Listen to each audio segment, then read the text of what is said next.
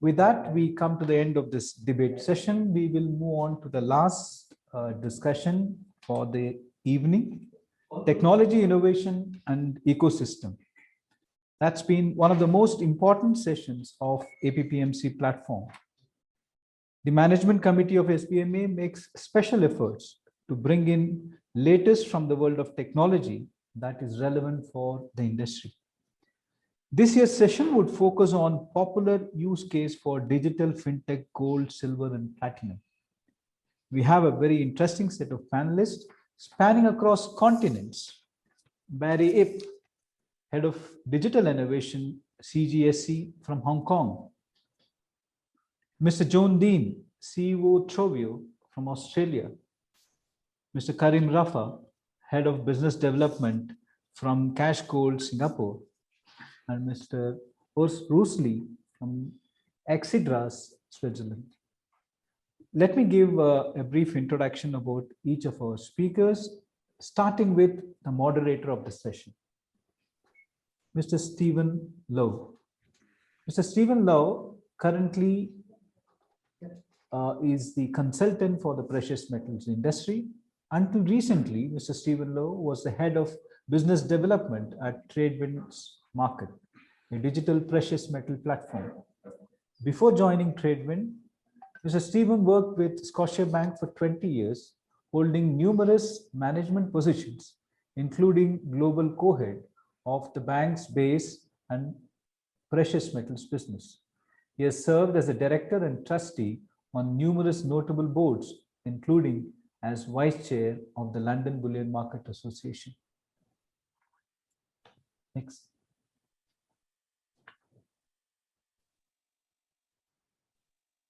Mr. Barry Ip, currently the head of digital innovation of Chinese Gold and Silver Exchange in Hong Kong.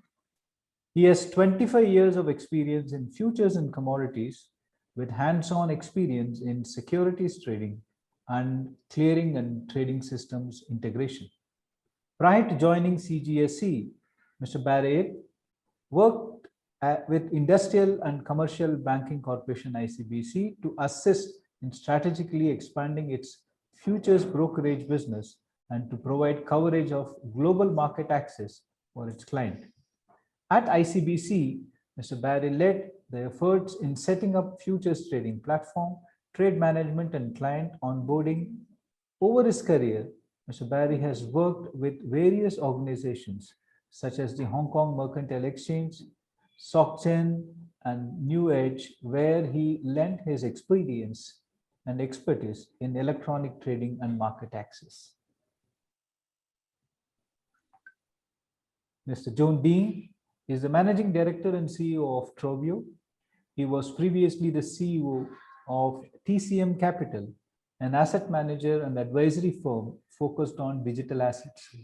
Prior to this, he was a Managing Director at JP Morgan as Head of Commodities Trading for Asia Pacific. Our third speaker is Mr. Karim Rafa. He is the Head of Business Development for Cash Gold, a blockchain solution offering 100% backed and fully redeemable gold tokens with both retail and commercial applications. Mr. Karim comes from banking and began working in fintech. Till 2020, he was the Director of Strategy and Ventures at the venture builder focused on core banking technology, where he set up and managed new ventures in Singapore, the Philippines, Australia, and the UK. The last speaker of this panel discussion, Mr. Urs Rusli, has more than 15 years of experience in global precious metals market. His role as the CEO, Loomis International, he headed up the firm's global high security vaulting and logistics services for precious metals. Mr. Rusli has joined the Exidras team in 2019 with the ambition to develop a new holistic solution for the precious metals industry. He holds a master's degree in economics from University St. Gallen, Switzerland. With this introduction about the panelists of the session, I now hand over the session to Mr. Stephen Lowe, consultant for precious metal industry. Over to you, Mr. Stephen. Perfect. Thank you. Thank you, Vadsa. And I would just like to start off by welcoming everyone and thank you for attending. I think we're going to have an interesting session. And then I just like to also, congratulate the SBMA. I think it's been an excellent and well-run and informative conference so far. It's not quite the real thing, which I look forward to, but I think it's been a pretty good substitute. And of course, I'd like to congratulate them too for keeping the best session till last. So as Vadsa mentioned, I've been involved in sort of precious metals fintech for 3 or 4 years, and I've seen quite a bit over that period of time.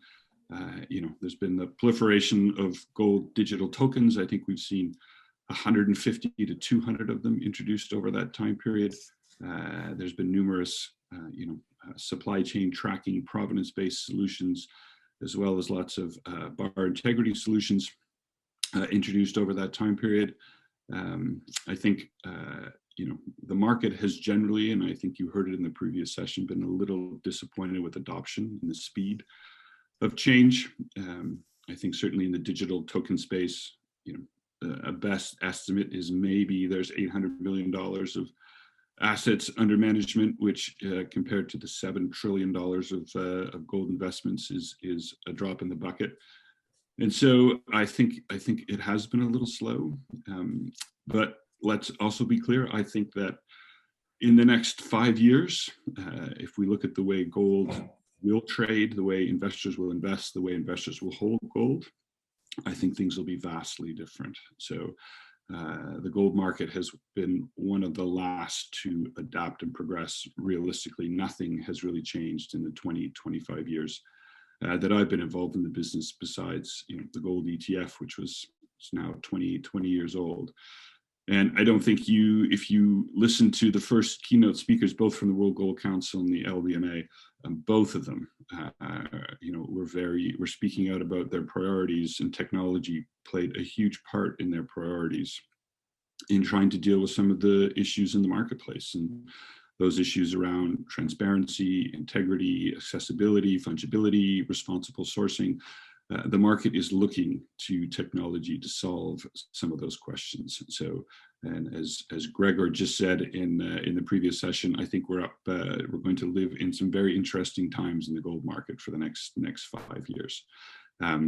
But anyway, I'm going to now start introducing the speakers or get them to talk. I'm very interested in their sort of vision of the gold market in the future. And so we'll hear from each of the speakers, and then we'll have a Q&A just at the end, just following up from everybody. And so without further ado, I'm going to ask Barry to start us off. So Barry, if you're ready.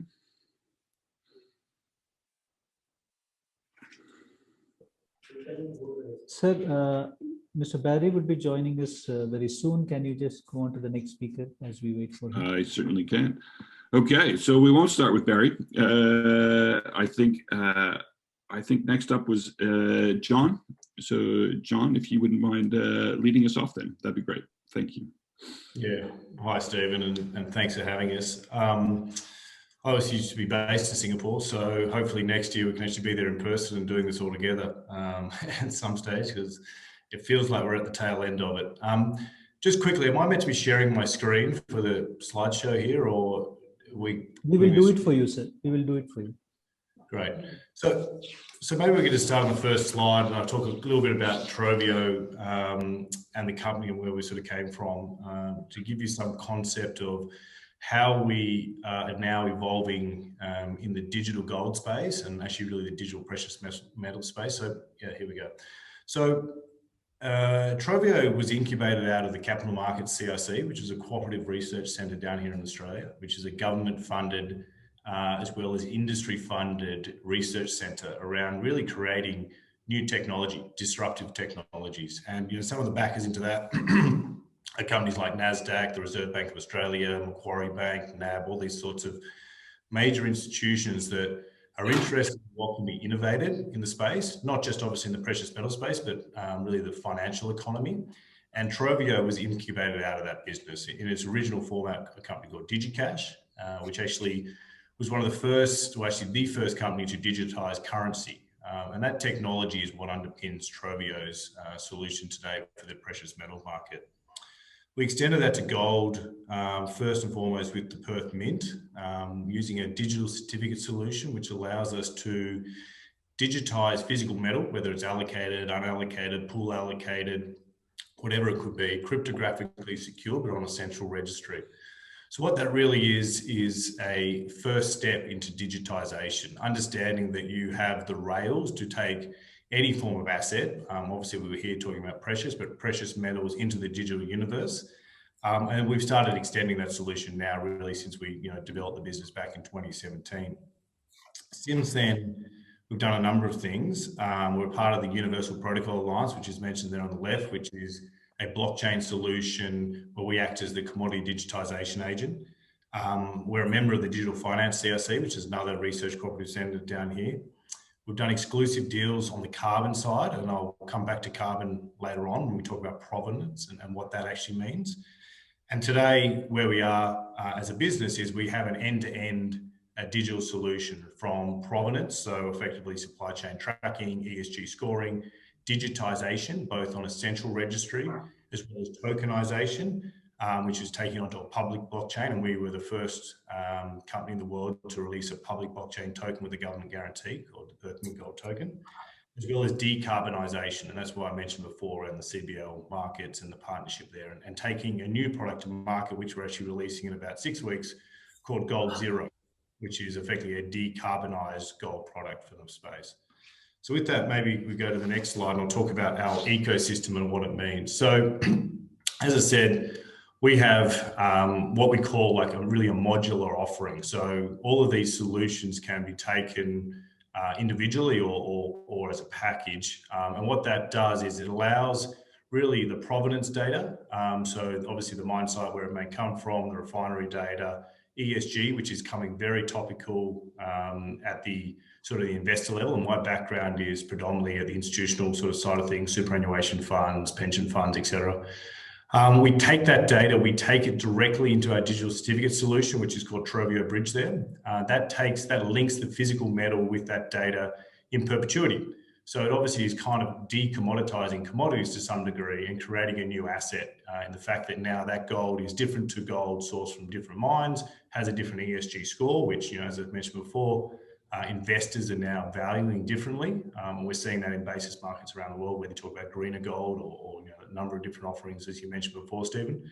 And then we deliver really both new products to the market, so tokenized and creating new really lending solutions that are starting to develop in these DeFi pools, as well as some vanilla products like ETFs, right? And as I said, we're releasing a gold ETF, which is a decarbonized gold product. So that's really where we are as a product ecosystem.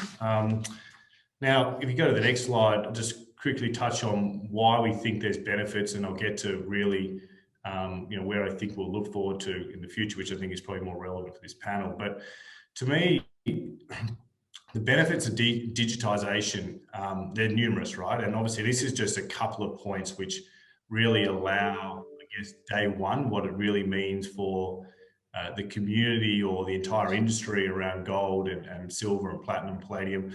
But if you digitize an asset, first and foremost, you can eliminate double spending, provided you're on the right technology. Second thing, as I mentioned, you can capture and retain provenance data. That information is coming more and more important, and it's attached to it in perpetuity, which means that it continues through whatever transaction lifestyle it goes through. With gold, predominantly it's an investable asset, it's not a consumed asset, so it continues to pass from investor to investor. You can disintermediate middlemen, right? I mean, we call them rent-seeking intermediaries. There's a number of obviously people that provide liquidity to the space. But by digitizing assets, you can obviously supply your own metal directly into risk aggregators.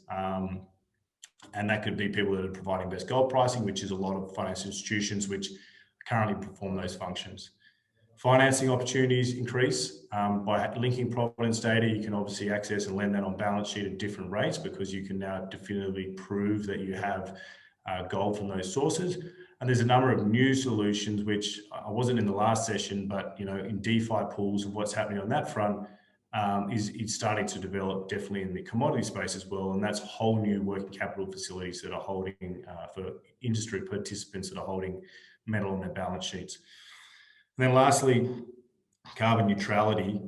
Carbon neutrality is a huge space. I think it's going to become more and more relevant for the gold industry. It's obviously very relevant in the Bitcoin space. It's very relevant in a number of major industries like coal, where a lot of banks are now no longer lending to the industry. And I think the precious metal industry needs to address it. And what we can do with the digitization and the benefits of digitization is you can now start to link carbon credits to the emissions that are generated through the mining and life cycle of that gold to when it's refined, and actually create a new asset, which is carbon neutrality and carbon neutral gold. So where do I think this is going? In my opinion, I think all precious metals will definitely be digitized in the next 5 years. I think it has been a slow uptake. I think some of the technology today has been adopted for different reasons, but you're starting to see a huge amount of commercial application. The EIB is issuing bonds now on the blockchain. And I think it's a little bit naive to not assume that we won't see the same thing occur in the precious metal space, particularly at the investor level, where you're eliminating clearing settlement risk, you're creating new marketplaces, and you're actually reattributing value back to the source of the underlying metal. I think all transactions will be immutable and recorded and verifiable for protecting on chain. I think provenance and ESG metrics, as I mentioned before, are critical. I think we need to move away from a commodity as a commodity, and I think people will recognise that, particularly for investable commodities, it's going to be highly important that provenance data and as well as ESG metrics form part of your purchasing decision. And then lastly, tokenization. Tokenization, there has been thousands of tokens which have been released. Some have succeeded, some have failed. I think it's a little bit driven by market participants at the moment in the tokenization, as well as access to digital wallets. But in all reality, El Salvador now forcing digital wallet adoption, CBDCs, central bank digital currencies coming. That is going to force digital wallet adoption. And by forcing digital wallet adoption, the ability to hold digitized assets or tokenized assets is naturally going to be pushed onto investors. It's going to be a little bit like, in my opinion, what QR code or COVID did for QR code scanning, whereby we saw rapid adoption of people understanding what QR code scanning was. I think you'll start to see occur with digital wallet adoption once these CBDCs roll out. So with that, I'll probably leave it there and take some questions, Stephen. That was perfect. Thank you very much, John, and your timing was perfect. So I said I'm going to save questions to the end, just in case. I want to be very sensitive to time. So Barry, if you're with us now, maybe you could go ahead and give your presentation. Hi, good afternoon, everyone. Hi, ladies and gentlemen, distinguished guests and fellow panelists. Many of you are already aware of that.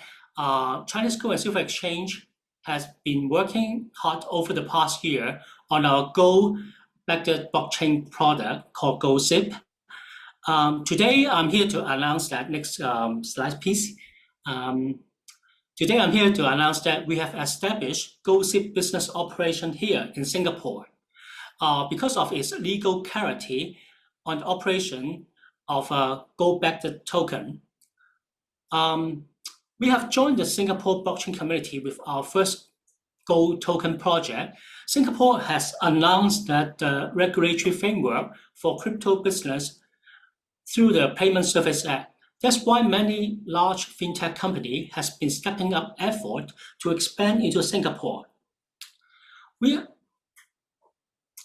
Further, Hong Kong and Singapore has established themselves as a leading financial center with ample interest in fintech. To this day, Singapore has become the top fintech hub of the region. I would say it is a result of Singapore government's legislation, funding, and network initiation for more than a decade. CGSC is really keen to work together with talents available in the market on our new venture. Next slide, please. Okay. Although we have been facing economic difficulties, we have worked really hard to launch the exciting new venture in third quarter of the 2021. That's what the new venture will look like. The GoldSip token will be minted after our member depositor deposit gold into our vault in Hong Kong. GoldSip token minted by CGSC shall follow the deposit size and transfer the token back to the gold depositor. The gold will be tested by the Hong Kong Precious Metal Assay Center, which is a lab solely owned by CGSC and is also accredited by Hong Kong government. Once the token is transferred back to our member depositor, they can be transferred to other parties with ease. Token holder can redeem gold bar from our vault, and a fee will be charged when performing transaction. You may wonder what technology is behind this. After careful evaluation, GoldSip adopted vSystem as our technology partner. vSys is an enterprise-grade blockchain solution developed by the legendary technologist Sunny King and his associate. King is regarded as the pioneer of the proof-of-stake consensus. We chose it for 3 reasons.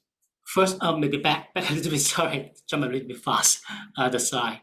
Okay, we chose it for 3 reasons. First, vSys offer extreme low gas fee. Gas in crypto often refer to computational effort required to execute operation. User must pay a gas fee in order to make a transaction or execute a smart contract. On Ethereum, an average gas price is around 10 to 20 US dollar. However, on vSys, the cost usually is a fraction of a cent. Second, vSys is also super fast.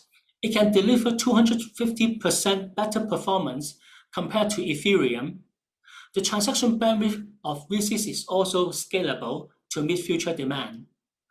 Third, and most importantly, vSys blockchain requires very low energy consumption due to the consensus mechanism. Recently, being sustainable in energy consumption has become urgent concern in the crypto space. Next please. Okay, when times are tough for us, it requires us to get tougher. Let's not use the current climate as a negative block, but rather an energizing springboard for new ideas. For this reason, we are looking for synergy on this venture. We are looking at cross-chain interoperability from tech community, and we are looking for traders seeking trading opportunities. We truly welcome any helpful idea on possible use case with GoldSip that we can explore together. Please do share use case that help people in the gold industry with us. Lastly, I would like to thank our President, Dr. Hayward Chang, and the Supervisory Board of CGSC for the support. The success of the project would not have been possible without the support by our President, our member, our team, and our business partners. Thank you all for your attention, and over back to you, Stephen. Thank you. Perfect. Thank you. Thank you very much, Barry. So we'll just continue on. And now we have Kerem from Cash Gold. If you'd like to take the floor, sir. Thank you for the introduction, Stephen, and thank you everyone from SPMA for having us on today. It's great to be a part. Can we start the slides, please? Thank you. Now, as Gregor mentioned in the presentation just before this one, Cash is actually birthed from silver bullion. And as such, I'd like to focus on one particular use case today, essentially how to use gold tokens as a way to reduce carbon emissions, a topic that should cheer everyone up today. So gold is traditionally not known to be the most environmentally friendly of assets when it comes to mining and refining. And lastly, transport. And transport today is what we're going to focus on because essentially it's one of the costs that isn't perfectly sunk, that we can still optimize in tech and in fintech. Next slide, please. Essentially what Cash does is 2 things. Cash turns gold into tokens and tokens back into gold. I can see you all bubbling. What it allows us to do is also create secondary markets. So if you consider cash gold tokens as a vault receipt, it would be very easy for, say, 2 bullion dealers, one shipping from Dallas to Singapore, the other shipping to someone else in Dallas from Singapore, to simply net out these transactions and just send 1 ton over from Dallas to Singapore. Now, this obviously adds up to a number of other problems. Like, how do you manage quality? How do you manage transparency? How do you manage trust in a market which is all based on you need to touch it to feel to know it's yours? How do you guarantee that these tokens, these vault receipts, are actually entirely equivalent to 1 gram of gold, which is what cash works with? Next slide, please. So with 1 cash gold token, or CGT, equal to 1 gram of gold, it really does allow companies, institutions, people, bullion dealers, vault providers, whoever it is, to turn gold into tokens, be it for transport reason or other reasons, and then redeem them in said country where the gold has to go. Now, the way Cash manages transparency, you can see on the screenshot on the right, is through our Cash Explorer, which is our adaptation of the gram chain technology that Gregor mentioned just prior. Over here, you can see all the vaults that Cash is currently onboarded. So we've got Lumi Singapore, IDS in Dallas, the Safe House in Singapore, and currently onboarding also Lumis in Zurich. And as you can imagine, it completely facilitates the trade and transport of heavy and expensive gold from one location to the other, and simply turning it into tokens would allow you to redeem it in another geography. Now, the second aspect that we can develop per se with cash gold tokens is a simple decentralized market, in the same way as an ETF would work, allowing people to access a larger pool of gold somewhere. Cash gold tokens, or CGT, or actually any other token based on cash system, would quite similarly be available for purchase by bidders in any region, be they retail, bullion dealers, vault providers, mints that need to top up their reserves, and simply be redeemed wherever else they need to be, wherever they need to be. Essentially, everyone is adding to a pool. That pool is openly viewable for everyone and also accessible to everyone through CashGold's platform, but also through a number of exchanges. We're listing on new exchanges every few months, including increasing our number of fiat pairs and so on. The next slide, please. It's actually my last slide. Essentially, CGT is here to bring the adaptation of blockchain's transparency with the advantages that physical gold provides. So what we want to do is produce transparent, freely exchangeable, maintaining the value, and auditable minute by minute. Sorry. As such, I believe this is definitely one of the better solutions out there, so to say, for when it comes to gold tracking, when it comes to exchanging gold through the use of blockchain technology. That's me. Thank you very much. And now we'll just move on to our last speaker before we fire some questions, and that is Urs. Over to you. Thank you very much, and I'm very happy to be part of that panel here. Can you please put up the slides? So we talk about technologies for provenance transparency. Provenance transparency, and with it, the product integrity as such, or the product authenticity. This is really important.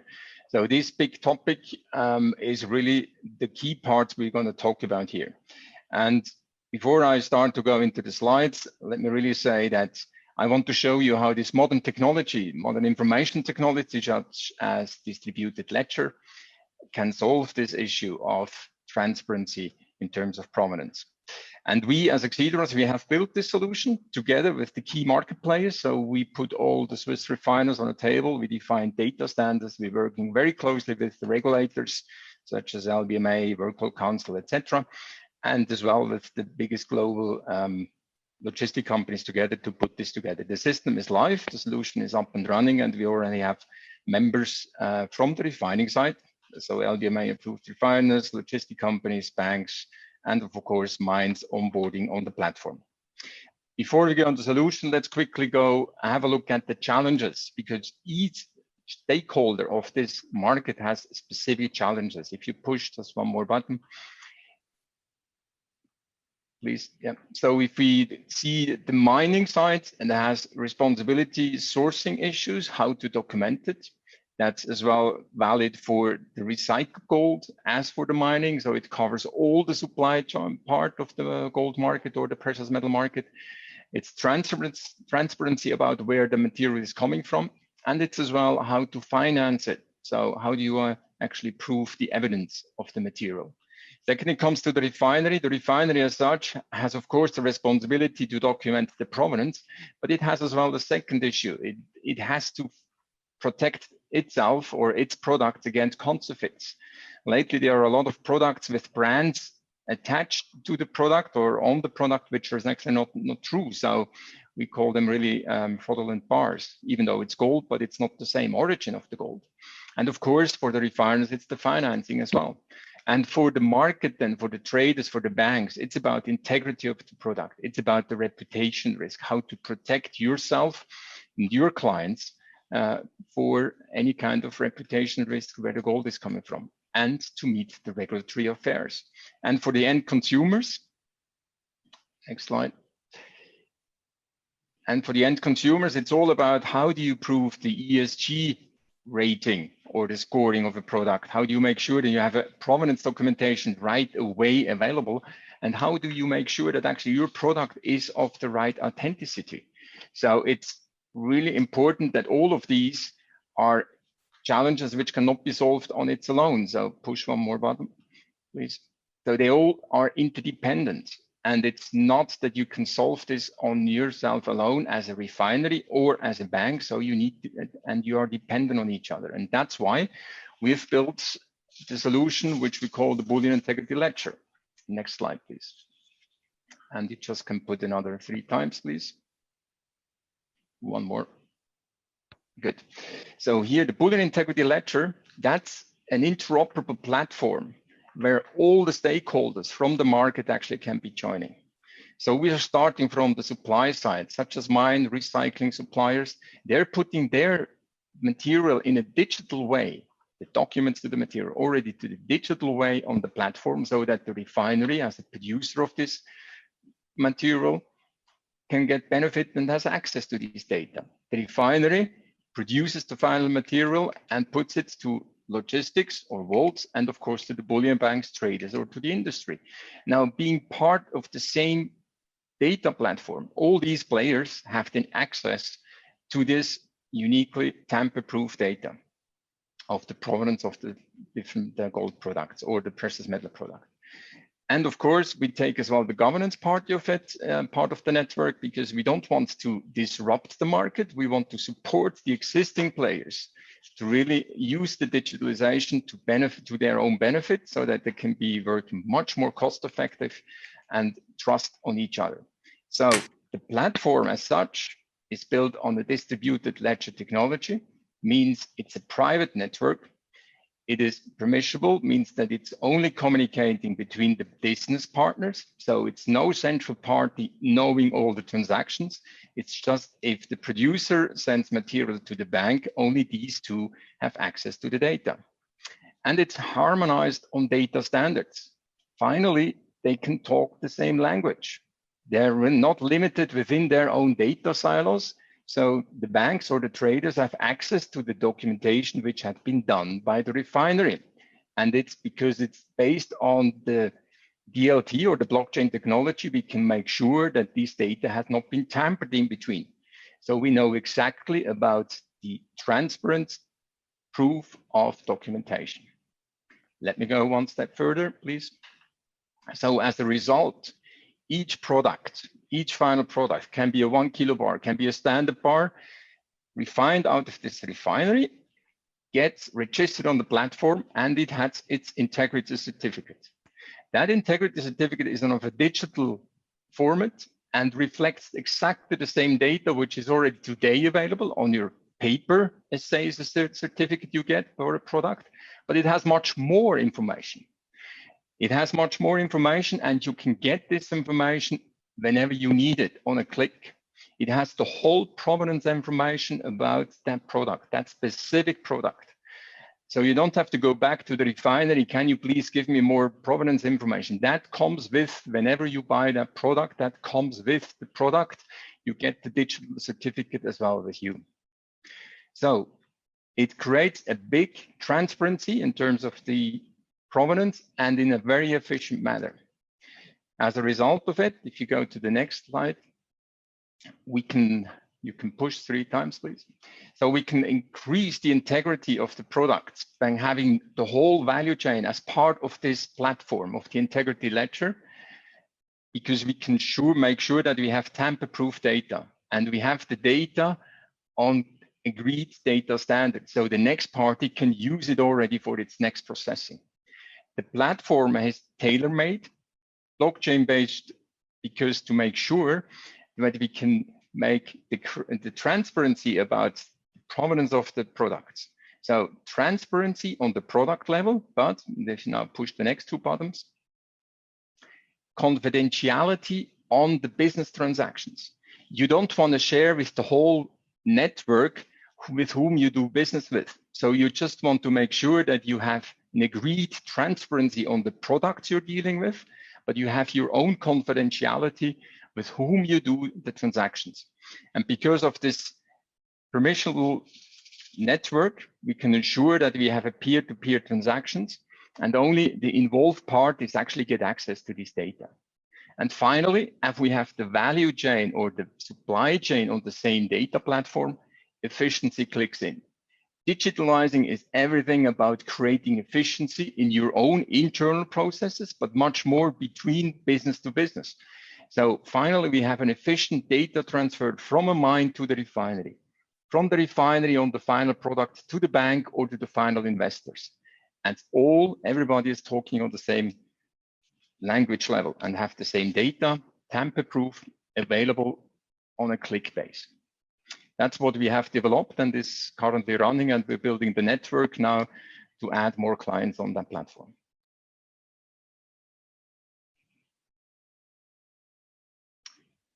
Stephen, you're muted. That old mute. So thank you, that was great.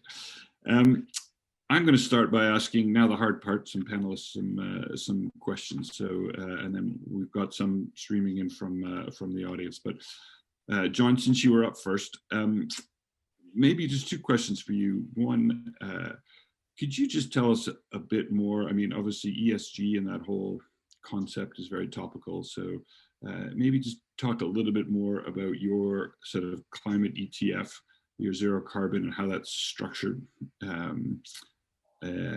And then also, I'm just curious to know what the underlying technology you guys run and sort of questions around interoperability. Maybe you could spend a few minutes on that. Yeah, sure. So we're launching the ETF on the ASX, which is the Australian Stock Exchange down here. What we've done with our technology, so they're probably one and the same, because it's worth touching the technology, why you can do the ETF in the first place. So I mentioned before a company called DigiCash. DigiCash actually started in the 90s and is largely credited with inventing cryptography and really with some of the stuff that underpins a lot of the blockchain. My tech team was part of DigiCash. They actually built a number of businesses past that, and they've worked with the RBA on a range of different digital currencies. The technology that underpins our solution is proprietary technology. It is interoperable with public blockchains. So the same sort of solutions the other groups have been talking about, we can move it on-chain or off-chain, but there is a central registry. So that central registry can be licensed to firms like the Perth Mint, and we work with a number of major refineries around the world to license that technology. You know, it's obviously under all their own branding and all this sort of thing. But when you take that technology, what you end up is a cryptographically digital certificate. And we call it a digital certificate because it's actually a token, right? But we don't say token because people get confused between blockchain and what a token actually is. But it's like a single node blockchain where the node is that central registry being, you know, whoever the refinery may be, or it could be Trovio, for instance. With our ETF, what we've done is we take a supply of physical metal where we know the effectively the carbon footprint of that metal from source. We can offset that carbon with we have a deal with the world's largest voluntary carbon credit market, a market called Expansive CBL. And with that partnership with CBL, we buy carbon credits against the amount of emissions the gold has been produced. We retire those credits because there's no point just buying carbon credits. If you understand the carbon market, you obviously need to retire the credits to have any form of, impact around the climate side of things to economically incentivize more carbon capture and more projects to come online. But what our technology enables us to do is actually link in perpetuity that retired credit to the gold. Okay, so that we have effectively a registry that's exposed to the public. They can see that registry and that gold linked to that retired credit, which sits in another registry, which we're effectively interoperable with. There's a number of carbon credit registries around the world. You have to plug into all of them effectively to make this work. And once you're plugged in, you have effectively gold in your basket, which is no longer gold. It's actually a new asset, and you know, it's carbon neutral gold, and it is carbon neutral gold forever. So that's the underlying asset that sits in our ETF. The feedback, you know, as I mentioned before, my background is from the banking space, which I think is similar to a lot of people here. But you know, we've had a lot of dialogue with the major institutions here in Australia, and from what I understand, also in Singapore, this is a very topical, you know, part of the conversation right now is around how we affect change through carbon offsets and reducing our carbon footprint. And the overwhelming feedback is they're looking for products like this. Now, they're looking for products which helps them meet their own investor mandates, because a lot of them are out there telling the public they're going to be carbon neutral by 2030, 2040, 2025, whatever it would be. So if there's a product that allows them to shift or out of an existing gold ETF or a gold position they hold in the market into a carbon neutral gold product, then they're willing to do it. The additional cost is actually very minimal because it's technology we already deployed to a number of our partners anyway. So it doesn't cost us really any incremental amount, and the amount of carbon produced versus the dollar value of gold, carbon's still relatively cheap, is not that huge. So the incremental cost is not meaningful. Right, thanks. It's very, very topical. Barry, in terms of I guess some questions are, and we talked about it last session in terms of sort of how gold tokens have developed and how, you know, I think there's been a slow adoption of that business to date. I'm just wondering, in terms of your experience with Zip Gold, you know, how you found that, how you found the challenges, the opportunities in terms of, you know, you're after a very specific market in Asia, but maybe just talk about how that's developed and I guess some of the challenges that you've faced in terms of rolling out that product.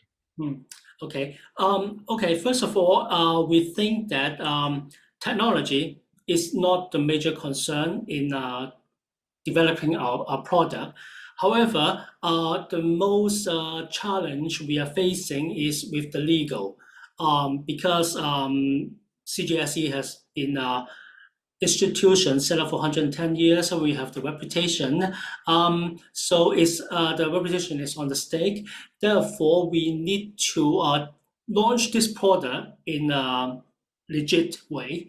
So we have been very carefully to position our product, to work closely with regulators to make sure this product can be launched. Since this is a very new area for the regulators for both Hong Kong and Singapore, but we see the advantage in Singapore because the way the regulators see this crypto backed by gold, more like a payment token in Singapore. However, in Hong Kong, maybe it is skewed a little bit toward to this investment product. So that's not what we really intended to be. Therefore, we move our operation here in Singapore because of this legal clarity. So that basically is our major challenge when we launch this product. Right. Okay. Interesting. And then, Karim, I'm almost going to ask you the same question in terms of what, I guess, you are very integrated into the Singapore market across lots of different products. What is your view of why, or maybe you don't view it, sort of adoption has been slow in the digital space? And what do you think of that sort of path of development going forward? I think our view more like we are developing a platform for people to join in. We are going to develop this platform because we know there are so many good ideas out there in the market. For example, there are decentralized exchanges, DeFi products, and we would like. That's why we call for actions for people to join our platform to use this token, use it innovatively, and to build this ecosystem. So that's the thing we're looking forward to do as our next step. The first step, we will set up this product, we build a platform, and then the next, we try to work together with different parties, like the technology parties, or maybe the gold trading companies. We work together to see to work out a synergy. Right. Okay. Thank you. Jerem, sort of almost the same question in terms of how you see that market developing and the sort of digital adoption. I think it's still very much a hinging on the understanding of what the tech can actually do and how it's complementary to the gold market and not facing off with it. We've had quite a few conversations before this one about Bitcoin versus gold and crypto versus gold. And right now, this conversation is very much about how can the technology harness the benefits that gold already holds or precious metals already hold and complement them with the fungibility, the interoperability, the ease of the exchangeability per se of a blockchain token, a blockchain-based token, or ERC20 token in our case. So it's very much a learning curve, I guess. We still talk to a lot of fundamentally gold-weighted investors that don't want to touch crypto because, well, it's new. No matter how we phrase it, no matter how much we say that we're technically just selling fungible, interchangeable vault receipts that are there for physical gold that they redeemed at any time. The biggest pushback we have is, well, I'm not holding it. So I think once that barrier is breached per se, and it becomes the same thing as, I guess, an ETF in many ways. People trust ETFs because they're backed by major institutions, and people don't trust crypto even though it's backed by physical gold. Because once that's passed on, I think the adoption will pull on a lot faster. And you spend a lot of time and worry about sort of the regulatory environment. You know, as Barry was saying, you know, different regulators view things differently and have crypto and gold-backed tokens in different buckets. I'd say Singapore's been great when it comes to crypto across the board. I think it's one of the first countries to very clearly say this is an asset-backed token, this is a payment token, this is a speculative token, this is a leverage token. And it was very easy for us to get a legal opinion saying, well, you're an asset-backed token. You don't fall in all these other categories, which have different rules and different legislations. You fall into this one. And I can't imagine that any other country is going to go backwards on that. If Singapore's a bit ahead, then everyone's going to catch up to a similar classifications of different crypto-based assets. Perfect, thanks. Urs, over to you. I guess your solution seems to have, I think, is advanced in a way in terms of you've got some LBMA refiners working with you. It's pretty clear who those are. I think it's stated in some of your literature. I guess in terms of the benefits you see that they see in these type of solutions, in terms of, you know, what problems are they solving for refiners specifically, and what opportunities in terms of, you know, financing or providence, and I guess in terms of, you know, the refiners I always consider to be, you know, the hub of the gold industry. Everything eventually goes through them, and they seem to be, you know, adopting or looking at your solution as a viable one. So how do you convince them? Yeah, you just mentioned it. It's everybody's hacking or standing on top of the refiners to show you need to prove the provenance, but nobody wants to pay for it. And that's where we come in, because to create the efficiency gains which digitalization really can realize, so that we can get everybody on the platform, so that the refinery don't have to do all the work themselves, so that it starts already at the mine side or supplier side, and the refinery can take benefit of this data available, as well as for the finally refined documents that then the clients of the refinery actually benefit of a fully documented material according to the latest standards, responsible sourcing, RJC sourcing standards, etc. And you don't have this add-on work, administration work then, because that's now digitally available so that the client can automatically retrieve these data. And if you have then audits from like LBMA or any other authorities or regulators, you don't have to go into the cellar and grab up all these folders full of copied certificates, etc. You have it all online, and it's on a blockchain layer, immutably documented and accessible to be audited. So it's about how do you make sure that the potential premium investors are paying for properly documented material, green gold, or any other ESG documented material. How do you make sure that that is not creating additional costs in the production, that you can provide this in an automated way? And it's already said before, blockchain is just, it's an automated trust technology that you can trust the work the others already did. And what we do, we bring them all on the platform so that they can trust each other and not have to build an auditor in between. Right. Here's a potentially thorny question, which I'm going to throw at both John and Urs, just because I think your solutions really talk on provenance and talk about provenance a bit more. And the question which came from the audience is basically, you know, if you're dealing with an LBMA good refiner, which most of the market I think uses that as a standard, then why be concerned about provenance? Which I think is a reasonable question. I'll start with John.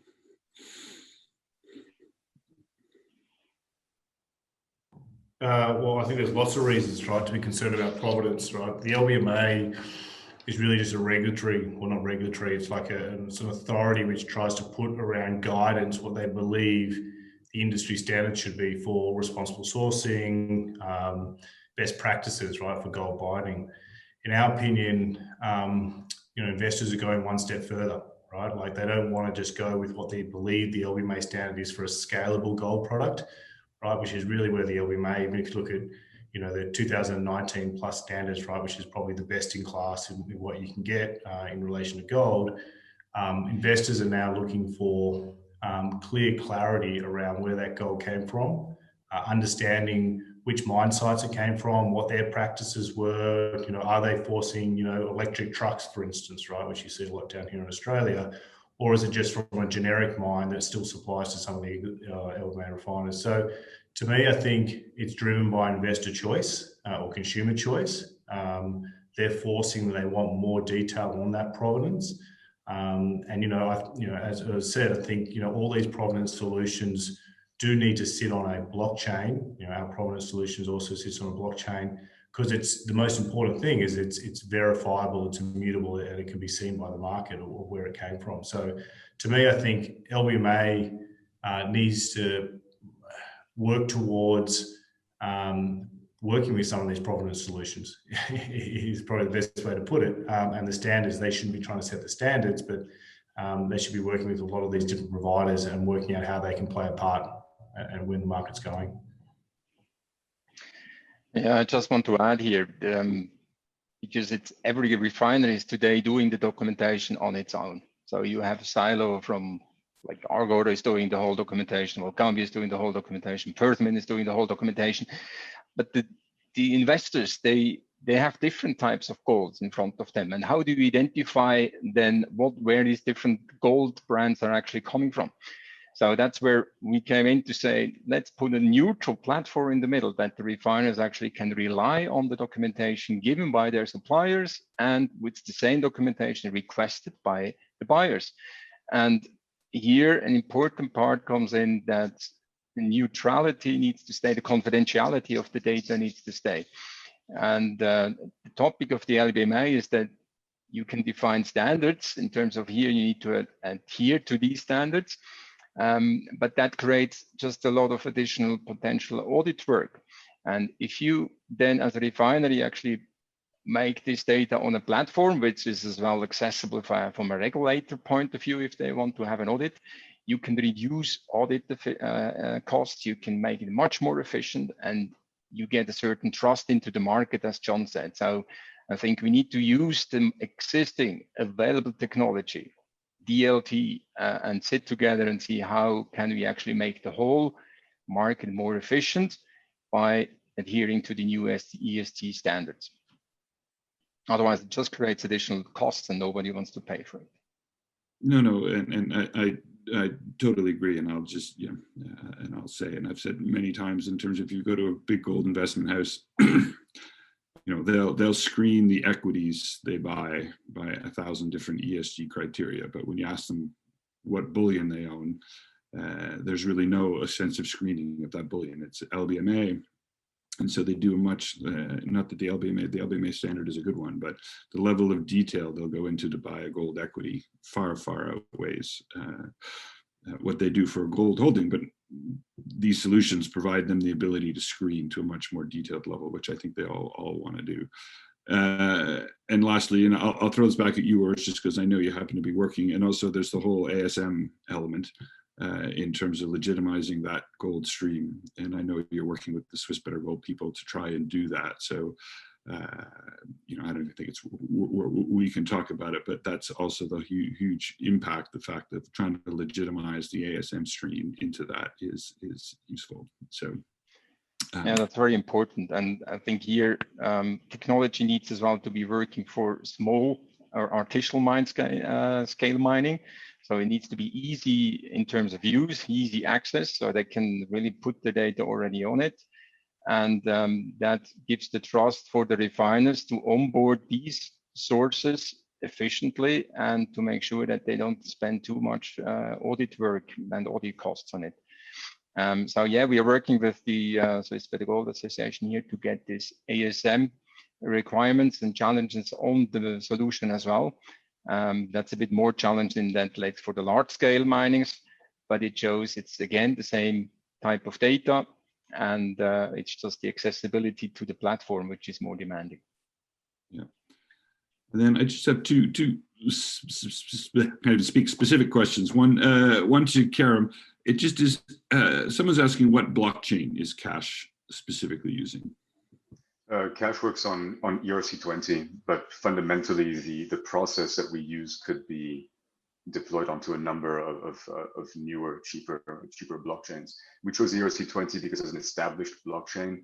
Ethereum is an established blockchain. It is truly decentralized, and anyone that's relatively new to the or any new blockchain is usually focused around some key nodes and essentially not decentralized. Perfect, thanks. And then Barry, there's a question which I'm not sure I really understand in terms to do with the approval of Zip or Gold Zip in Singapore. The question actually states, how long will it be approved? Or just maybe you could just touch on that approval process and where it is. Okay, we are starting to contact the regulator since the beginning of this year, and the progress is going really well. We have a good conversation. We are not going to expect how long it will be get this approval, or the regulator might not give us a definite answer at all. But we will continue to work because, as I said before, this is a really new area. We need to work together continuously to understand what each other's view on this operation, because this thing is new to the regulators. They might have some idea how to regulate on it. So it's continuous effort.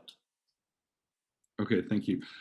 And gentlemen, our time is up. So listen, I think it was great. I learned a lot, and I wish you all the success in terms of developing these markets. As I said, I'm a firm believer that the gold market will adopt, will change, and will use these two technologies to sort of advance in front of other markets. It's just, I think we all know it's hard to bring new technologies to the market and get them adopted. And the gold market in particular is, established in its, without offending anyone, inefficient ways, and it will change. So I just want to thank you all for your time and turn it back to Vatsam.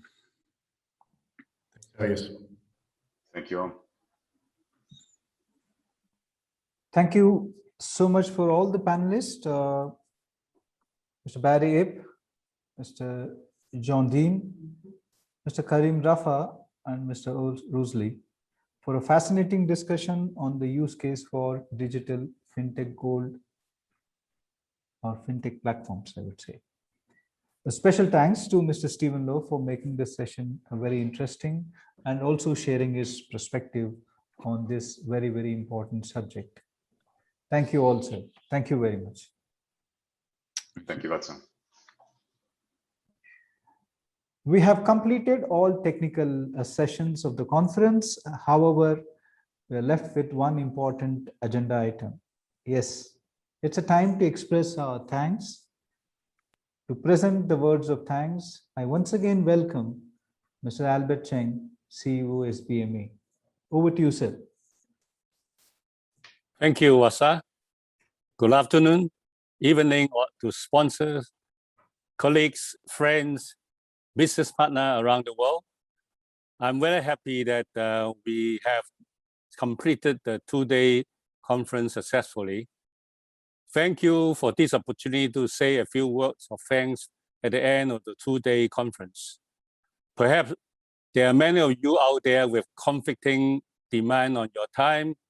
We really appreciate that you have taken time to participate in the first ever virtual APPMC conference put together by the SBMA and Eventel.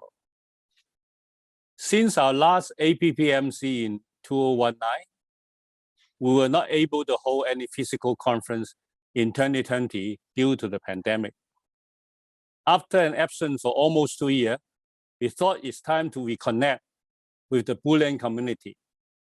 Since there are still travel restrictions in place, the only alternative is to hold a virtual APPMC.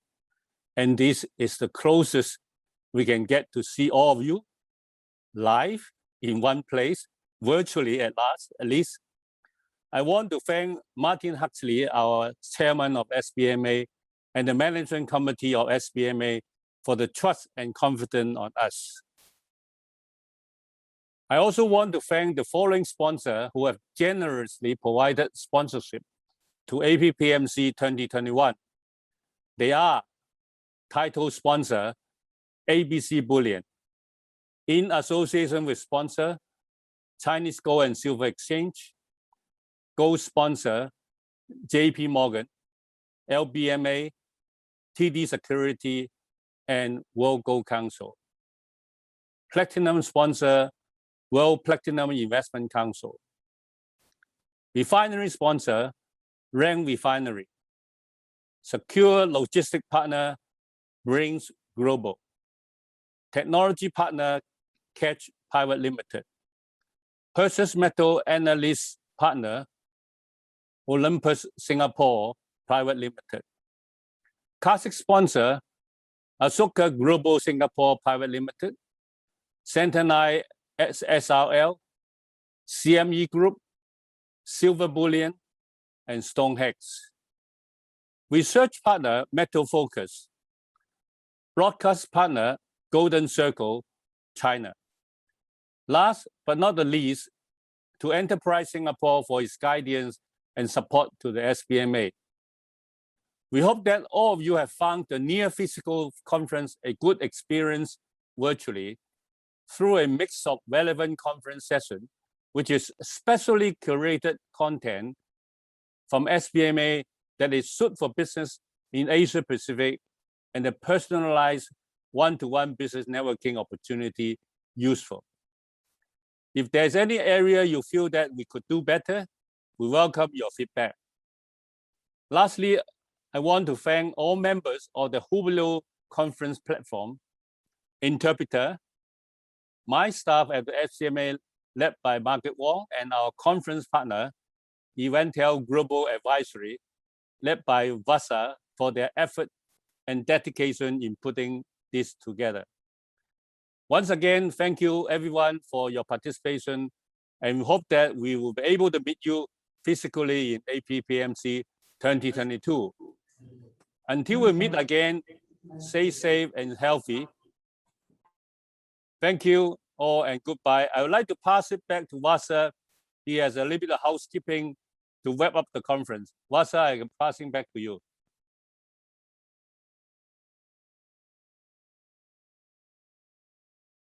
You are mute. Thank you very much, sir. I think I need to apologize to Mr. Albert Cheng because in my script to him, I have missed the exchange partner. Sir, we have to thank the exchange partner, Shanghai Gold Exchange International as well. I'm sorry about the slip from my side. Thank you so much. I'm sorry. I will mention our exchange partner, Shanghai Gold Exchange. Vasa, back to you. Thank you so much, sir. Thank you. For all of you who are staying back, please continue the networking. We will keep it open for 2 more hours, so you can talk to the speakers and delegates and your fellow industry colleagues. Please note all presentations with the permission of the speakers will be put on the website of APPMC, which is www.asiapacificpmc.com in a week's time, along with the video recordings of the session, along with the Mandarin interpretation would be edited and posted in the website in a week's time. We also encourage you to consider becoming member of SBMA. The help desk of SBMA booth is there for providing you with additional information. For those of you in the audience, we are very happy to inform you that the SBMA has welcomed 5 new members as outlined in Chairman's speech. We value your opinion and feedback. We should send the feedback form soon to you. Please share your valuable suggestions and feedback. It always motivates us to do better and tune our program to your specific business needs. The networking launch, as I mentioned, would be open for 2 more hours. Please browse around the booth and also have a new experience of the virtual meetings. Best wishes to all of you. Stay safe and stay healthy. We hope to meet you all in person very soon. Best wishes and good luck to all of you. Thank you all. Thank you. See you much. next year, APPMC. Thank you. Thank you. Thank you, Vasa. Thank you all, sir. Thank you very much. That concludes our conference session. Thank you.